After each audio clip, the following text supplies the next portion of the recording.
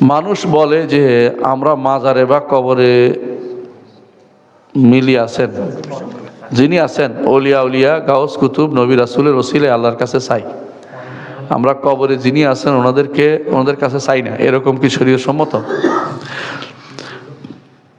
এরকম আচ্ছা একটু খেয়াল করেন তো, আমার নবী কি কোনোদিন বলছে রাসূলুল্লাহ সাল্লাল্লাহু আলাইহি ওয়াসাল্লামের সময় ইব্রাহিম মারা গেছেন না, কবরের কাছে যাইতে পারেন না, কিন্তু ইচ্ছা বলতে তো পারতেন আল্লাহ ইব্রাহিমের ওসিলায় আমার বাবা কার ওসিলা আব্দুল্লাহ নয় এই ইসমাইলের ওসিলায় আল্লাহ আমাকে নবীদের ওসিলায় ওসিলা ওসিলা একটা শব্দ কোনোদিন আসছে কোনো হাদিসে? কোনো কোরআনে আসছে? তা আপনি এই পদ্ধতি আবিষ্কার করছেন কেন? শয়তানদের আবিষ্কার করা জিনিস। এই ওসিলা তো নেই, ব্যক্তি সত্তার ওসিলা জায়েজ নেই ইসলামে, ব্যক্তি সত্তার ওসিলা ইসলামে জায়েজ নেই। ইসলামে ওসিলা আছে কয়টা? ওসিলা অর্থ নৈকট্য, মাধ্যম না, এটা আরেক ভুল।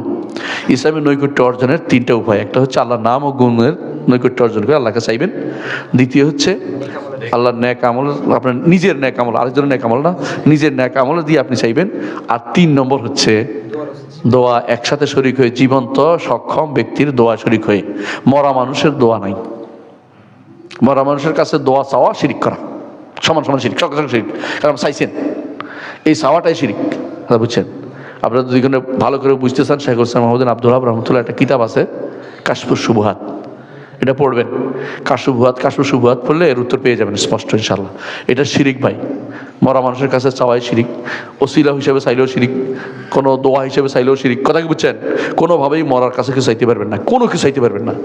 কবর মাজার তৈরিও করবেন না, মাজার জিয়ারত করবেন কি জন্য? কবরবাসীর জন্য দোয়া করতে, আখিরাতকে স্মরণ করতে, সুন্নত পালন করতে এবং নিজেকে দুনিয়া বিমুখ করতে, এর বাইরে আর কোনো কাজ নাই।